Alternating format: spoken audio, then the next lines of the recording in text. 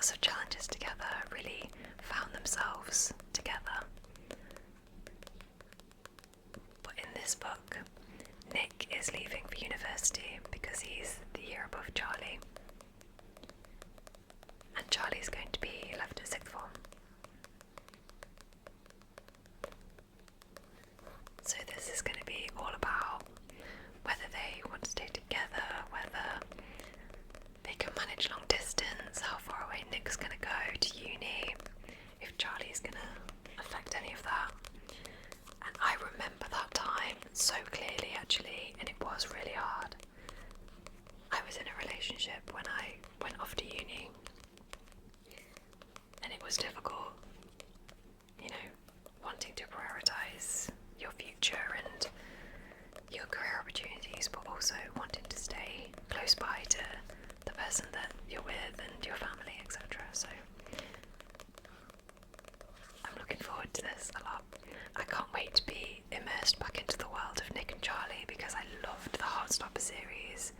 I just think that the way they care for each other and the way that they try to understand each other and help each other is actually really admirable for someone of their age.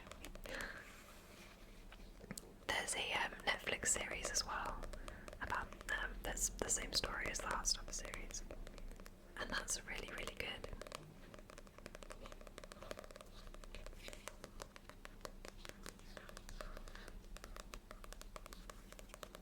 It's pretty short. Probably more of a novella, I guess.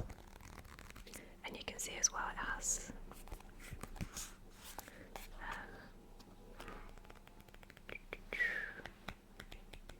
pictures.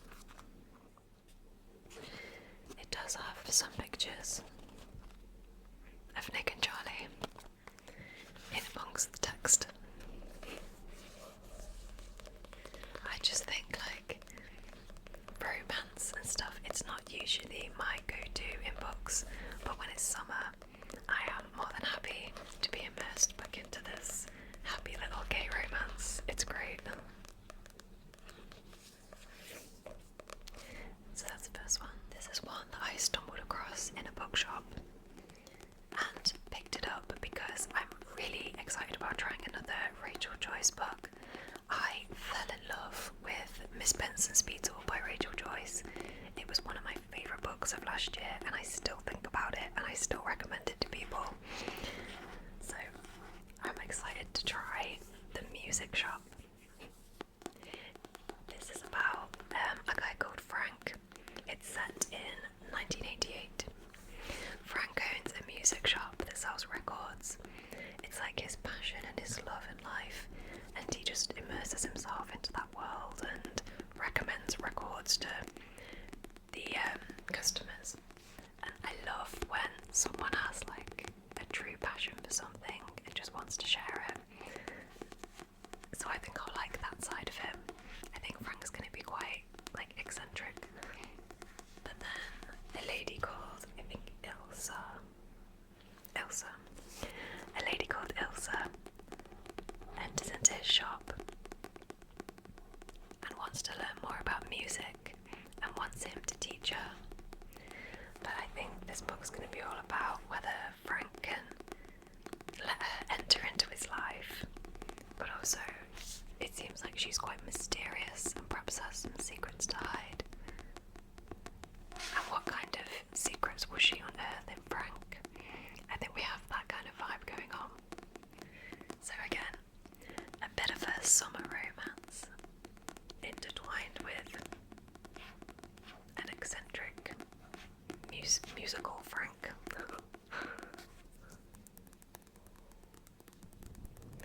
Rachel Joyce has a lovely way of writing. It's very easy to read, but very comical in places, and I find that she observes humans very well. She makes very good descriptions about people's characteristics.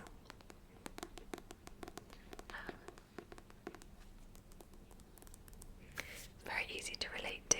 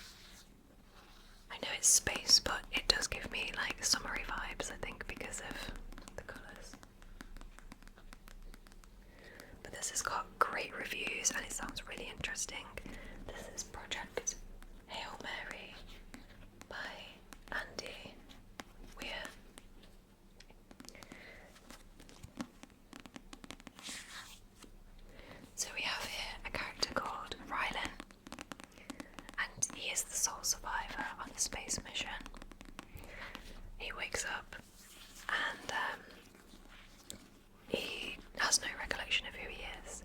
He's surrounded by his dead crewmates. He doesn't know what his mission is anymore because his memory has been lost.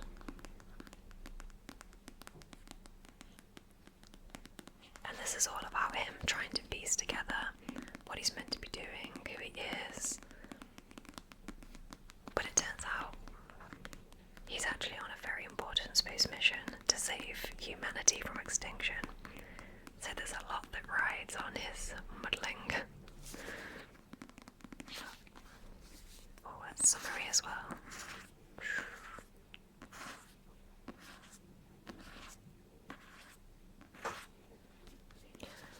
A lone astronaut, an impossible mission, an ally he never imagined. I can't wait to find out who that ally is.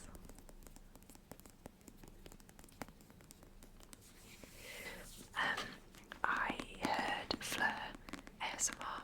If you watch her channel, she's brilliant. She does a lot of book videos. I heard her talking about this and she enjoyed it so much. I was like, I need to read this.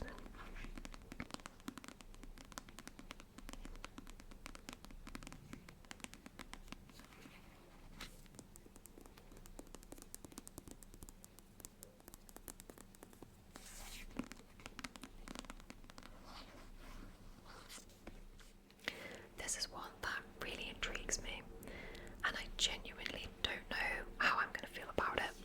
So if you've read this, please let me know your thoughts. Lolita by Vladimir Nabokov. Lolita.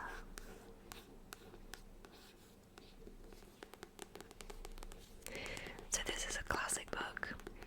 It's all about a guy called Humbert. So I don't know how that came about.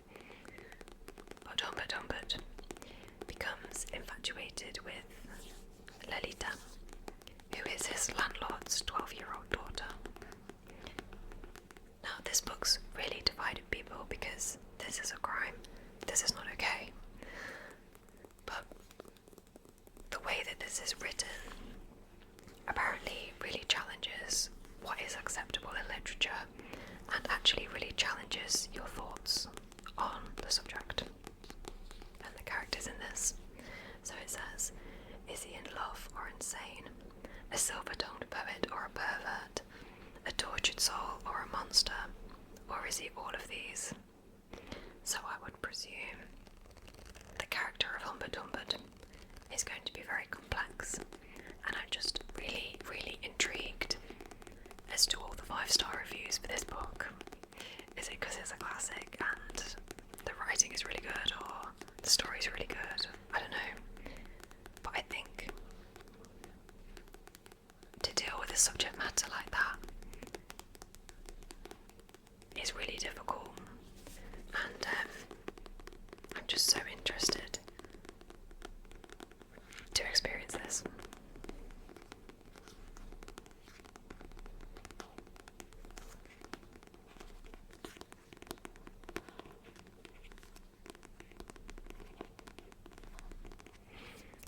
I'll be sure to let you know my thoughts. I guess this is representing temptation, right?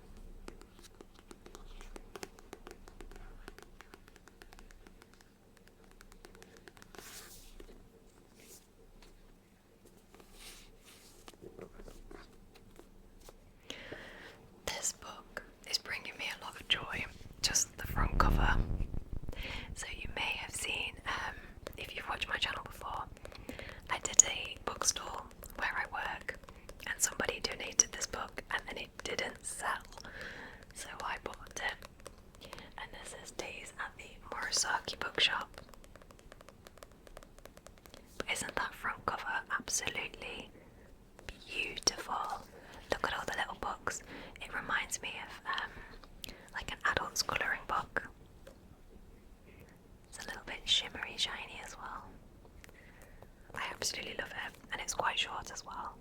So one that won't be a huge investment of time. I'm so excited for it.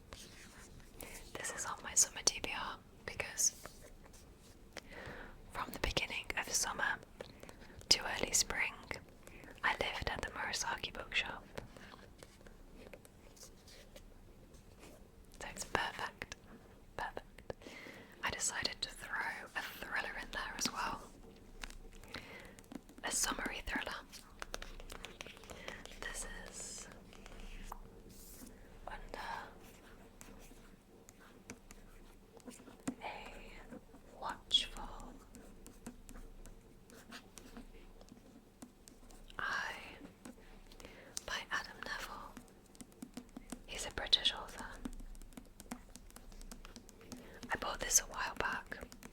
I think the cover is so cool. Can you see the skull? Can you see the skull? And the ivy, which stands out because it's slightly glossier than the rest of the cover. Super cool. So this is set in a idyllic coastal town, which was what made me think it would be perfect for summer. But there comes a dark, alluring figure that is stalking our protagonist, Seb Logan. He's kind of, ruining the aesthetics of the beautiful coastal life that he's made for himself. There's just this dark, glooming figure that's appearing out of nowhere. I love that. The juxtaposition. But Seb starts to become really paranoid because he doesn't know why this character is stalking him. He doesn't know what he wants. He doesn't know what he knows. But he starts to wonder if this is all a big conspiracy and that maybe there's others who are also being stalked like him. Is it part of something bigger? So I'm excited to find out. But here are the big eye sockets.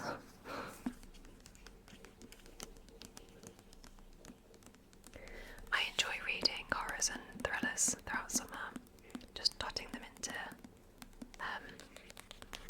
more summery books, I guess. There's such a thing as summerween, isn't there? I think people like a bit of horror thrown in amongst the sunshine and daisies.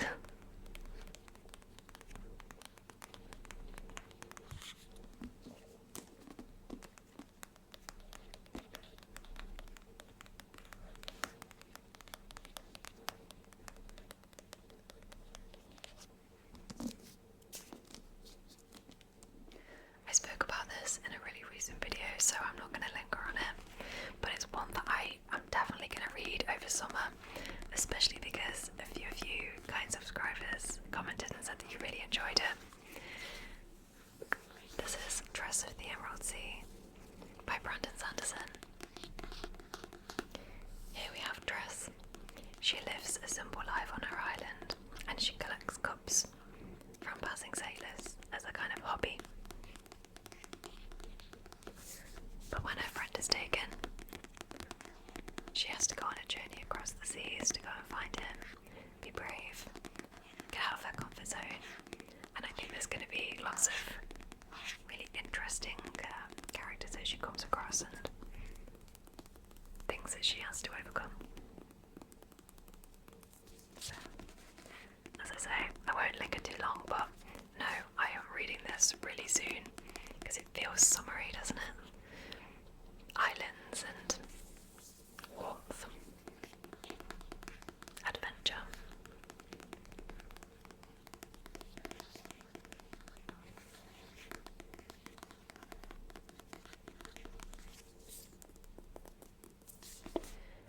Next is one that I got in the 99p Kindle sale. Bargain.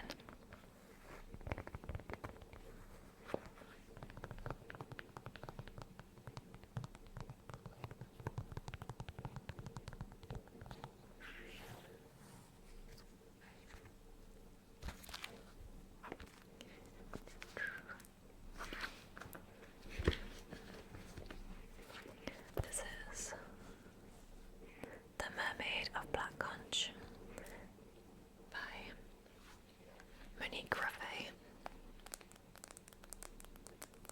It's actually got a really cool cover and the book is actually really colourful and nice, so there's a part of me that wants it in hard copy, but it was in the 99p sale and I've picked it up and put it down so many times in bookshops, I'm not sure why, but it actually feels like a summery read. I think something to do with the fact it's by the sea and everything. I decided to grab it.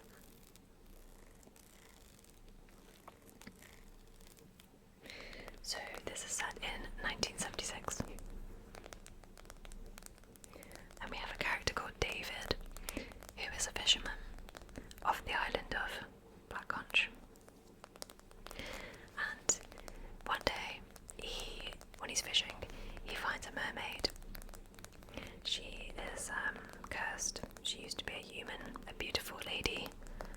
she's been cursed to live in mermaid form.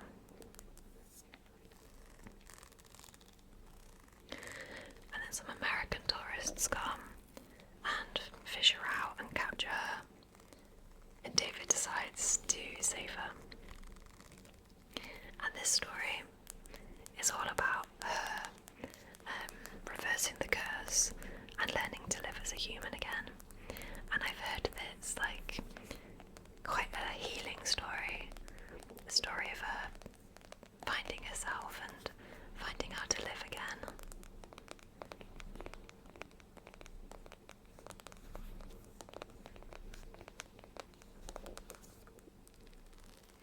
But yeah, I'm excited to read this in the summer. Mermaids feel summery.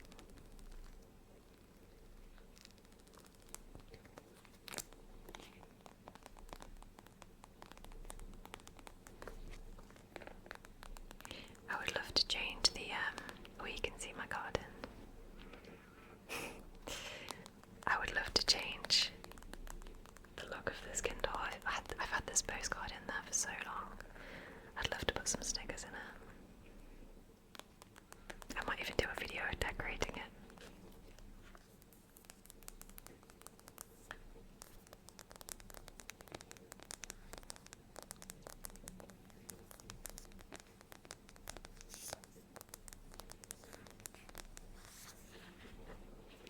The next one is a summery, cute-looking graphic novel that, oh my word, just looks like a summertime dream.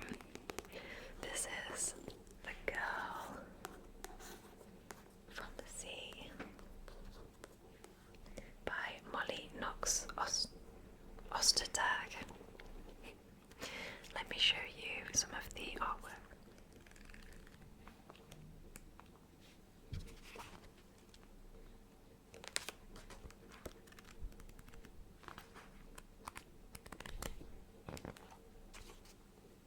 Oh, look at that, look at that, look at that.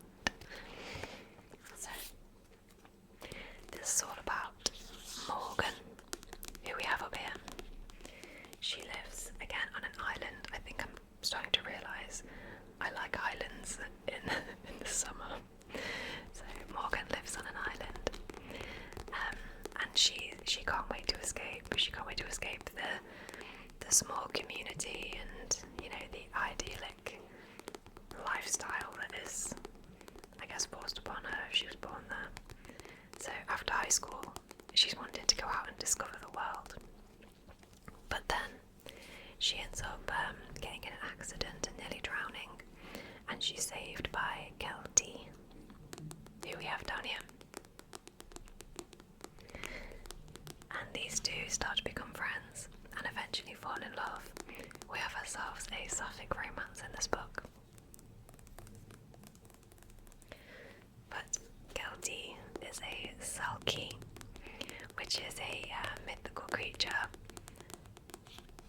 And I used to be a bit obsessed with mythical creatures when I was in school, so I guess I was a teenager.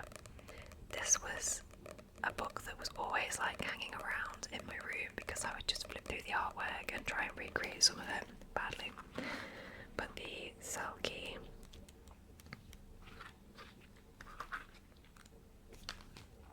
I think I even know, yeah, I even know whereabouts it is. This was like my favourite piece of art in the book, and it tells you that Selkies are legendary creatures in Irish, Scottish and Icelandic folklore.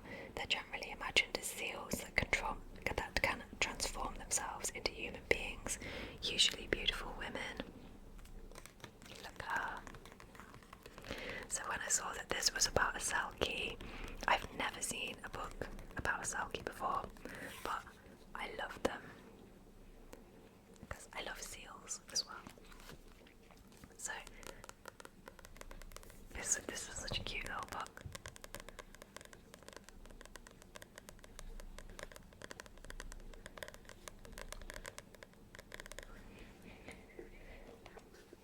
So when I saw that this was all about a Selkie, and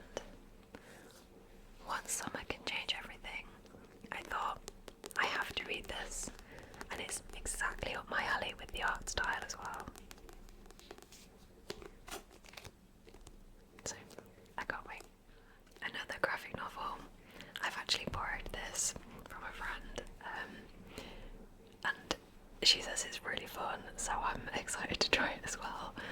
This is the Princess and the Grilled Cheese Sandwich. Here is said grilled cheese sandwich, and here is said princess, presumably.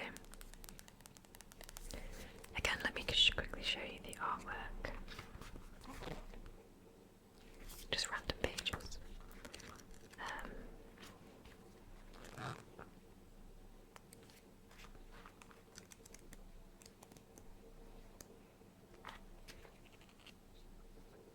Nice colours. But this is all about Lady Camembert, who doesn't want to marry a man, but she has to in order to inherit her father's fortune. So when her father dies, she decides to disguise herself as a man and becomes Court Camembert, and runs off. But she meets Lady Brie, who she takes a bit of a fancy to, and obviously she's dressed as a fella at this point, so it's all about will Lady Brie accept her when she realises the secret that she's hiding? What is she gonna do? All of that. It says readers will devour this romantic comedy about mistaken identity, true love, and lots of grilled cheese. I just think this is going to be very, very fun, and I can't wait to read it, maybe with some actually hidden depth as well.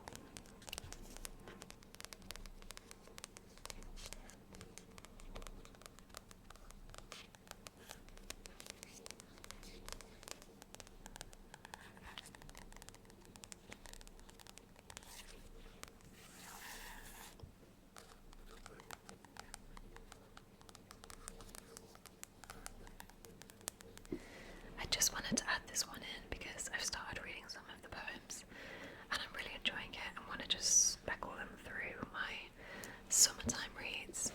But this is The Sun and Her Flowers by Ruby Kaur.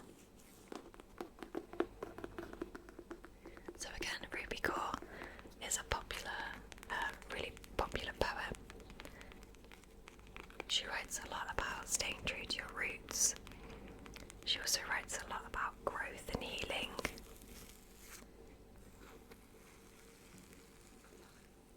And I think some of the poems are simple and quick, not fussy at all, but just actually make really impactful points that you can internalise and really relate to.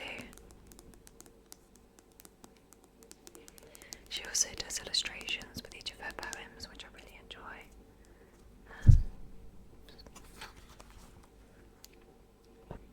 As you can see, they're really short.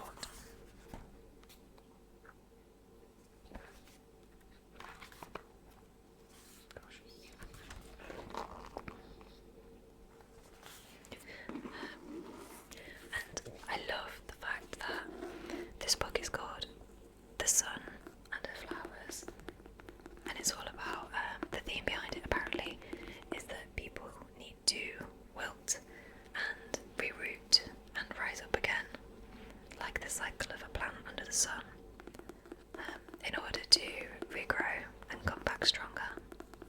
I love that. But this felt perfect for summer.